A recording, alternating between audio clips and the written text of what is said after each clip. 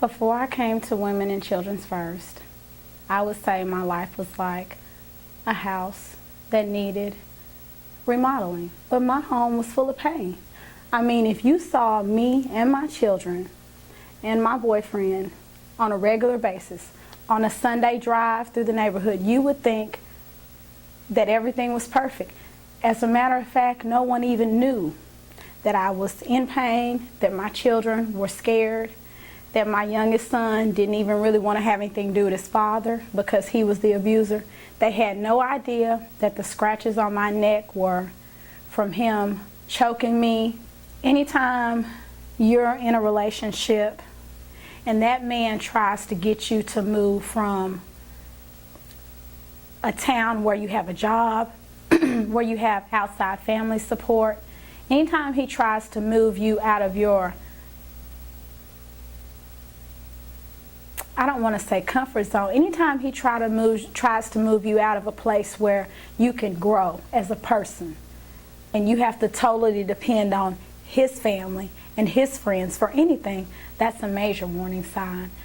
The physical hitting, the physical pulling, the physical abuse, that didn't come till after he had shoved me a little bit or after he had barricaded me in the bathroom. One girl from my job looked at my neck one day and say, "Your man ain't beating on you, is he?" And I said, "No, we just had rough sex. You got a family, you have 2 children, you're gonna have issues." Well, he didn't know how to just solve them without the violence, or he had to control a certain situation. And if I didn't give in, well, then he would make me give in. If you don't want to give in by us just talking it out, or if I'm tired of listening to you because you talk too much, because you think you know too much, then I'll just headbutt you. I'll headbutt you so hard that you'll fall down, and that'll be the end of the argument. The day that I left my abuser, the day that I had the final straw,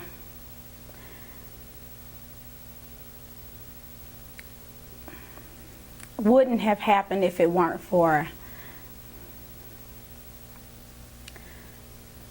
my family. My family had come to get me.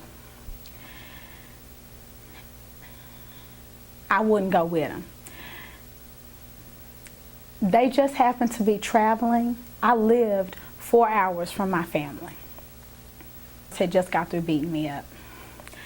I didn't know they were coming. The house was a complete and total wreck. I was so embarrassed. My hair was all over my head. I was sweaty, dirty, stinky. I was so embarrassed that I didn't even want them to come in my house.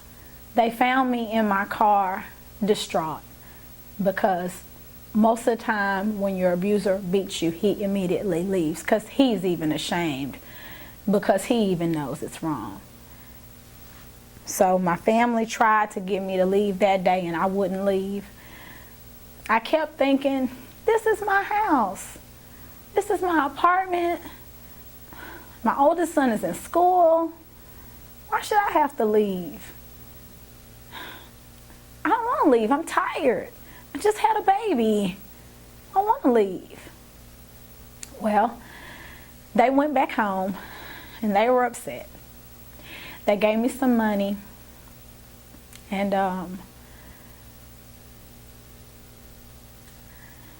they left and I sat there.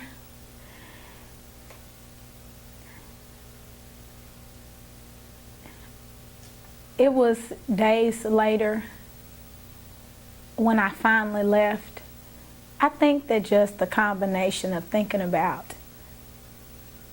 my auntie told me, she said, "You act like you come from nothing." I think just the combination of her, got tired of being beat on, the children, they see and hear so much more that we don't even know about.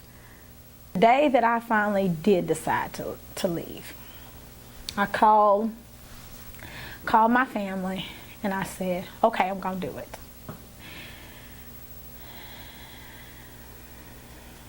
We were scared.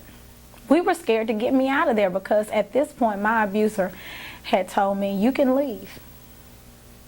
But my baby, the baby that we had together, he's not going anywhere. You can leave, but you better not touch my son. So I knew that I couldn't leave out of there with my youngest son alive. I knew that I couldn't hold an infant baby. I couldn't physically leave just and fight him off and hold babies. So me and my family decided to call the police and get the police involved. We convinced the police in that town to just watch my house long enough for me to pack a few things. I had to leave everything behind. I had to leave my apartment. I couldn't even worry about my credit. I mean, I had to leave everything. I didn't even have a chance to talk to my landlord because it couldn't be anything that was planned. It had to just be, come on, let's go. So we called the police. They agreed to meet us that morning. My family had planned to drive up. They drove up, just my mom and my cousin. And we waited for him to go to work. So I went home to my mom's house, and that didn't work. It's something about leaving home, being a grown-up, going back home to your parents' house. They suffer. When you're in an abusive relationship, your parents suffer too, because that abuser is going to call your parents' house. He's going to call. And he's going to talk about your mother if he has to get to you. He's going to try to con your father, get on his good side, whatever he has to do. So things did not work out at my mom's home, and it is for the best because it's a very small town, and it probably would have been easy to find me because everybody knows me. So we left there, and I actually went back. And I can remember that week I walked around with brass knuckles. I had a set of brass knuckles that I had somehow had made out of some kind of car part. All I know is I went back for a week. And it wasn't the same. I didn't want to be there no more. I didn't want to be there. So I waited for him to go to work again. And this time, there wasn't no police that was going to pull me out, even though the police was the right thing to do. Because you don't have to fight your way out. If you got the police there and you're trying to leave, they ain't going to let nobody touch you. The second time I left after staying for a week was very scary because my abuser worked for a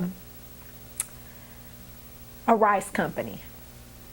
When you work for a rice company, you can't do certain things when it rains, especially if it's a granary. And so he didn't know I was leaving, and I had a little bit of money, maybe close to $20. That's all I had. And I had my 2 kids. And I waited for him to go to work. And I had, like I say, tried to find a place in the phone book to go. The first place that I called was Women and Children's First. But they were full. So I ended up calling another shelter that was close to the town where I was at, and I met a lady in the courthouse. I pretended like I was going in the courthouse for something else, but I was really going to meet someone who could get me somewhere safe. So I met a lady in the courthouse. I went in her office, and she secretly transferred me to the back of the courthouse. And a lady in a van pulled up, and I followed her to a shelter, and she hid me until I could transfer to Little Rock. And so when we got to Little Rock, we had to stay at another shelter for a few weeks, and then my youngest son got sick. So he got very sick, and we had to stay in the hospital for a couple of days. After those couple of days, someone mentioned that I should try Women and Children's First. And I'm thinking, I did. But this time, they had room. And this time, we got in, and we started our life all over. It was time to just put the past where it was and get back to living, which meant I had to get checked in, unpack my car, fix dinner, put my babies to bed, and live. And what I felt was just physical. I felt very, very okay on the inside, because I knew that the painful part of my journey was over with. Like the hard part, the work of it, I knew that was coming. And I think that's why I got so tired right when I walked in. But the pain was over with. So I felt great, but at the same time, I was so exhausted. My body had been taking a pounding. I just had a baby, for God's sake. I didn't even get a chance to heal like most women heal, you know, because I'm getting beat while I'm trying to heal. So when I walked through the doors, I was ready to go to work. I was tired. I was exhausted. I didn't feel like fixing dinner, but there was a little fire in my belly, and it was ready to go to work. It's a lady named that works for the Little Rock School District. I won't say her name, but I can remember telling her when she was trying to get me to go to Women's Children's First, you know, after they had a place for us, I can remember me saying, I can't go stay in there for that long. I can't stay in a shelter for a long. I can't do that. I said, would you do it? She looked at me, she said, if it's for my children, if it's for the well-being of my family, I would do it. And so they felt safe because I felt like we could do it. My children are always as strong as I am. If I'm having a rough day, you can look at my kids, especially my oldest son. He's probably having a rough day too. They addressed the issues with my youngest son. My youngest son was sick. We had to find a place where he could be with me in group. I was allowed to care for him like I needed to. Right now, the services that we receive is that very same baby, they watch him. They watch him while I go to work. I don't have to worry about him getting hurt. I still go to domestic violence classes once a month, and I probably will for the rest of my life. Women and Children's First gives you the education that you need to make it safely to the other side.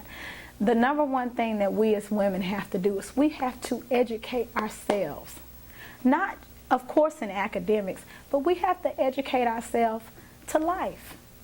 You have to learn about a man and his behavior. Is he an aggressive type person? Is he not? What are the signs? They do more than just say, here's something to eat, here's a pillow and a blanket. They say, let me show you. Let me show you how your life is supposed to be like. This is not right. This pain that you're going through, this is not what it's supposed to be like. This is what your life's supposed to be like. So between the domestic violence classes and the help with daycare, and then once a month, I have an advocate come to my home and sit down with me one-on-one and address any needs. If I have a problem with my landlord and I can't get them to, if we can't see eye to eye on an issue, if I need my advocate to come sit in with me, she will do that. And then one of the most important service that we receive is we got a housing voucher through Women and Children's First when they weren't even letting women fill out the application. So that is one of the major things that we got, our biggest blessing. I remember when we came into our apartment,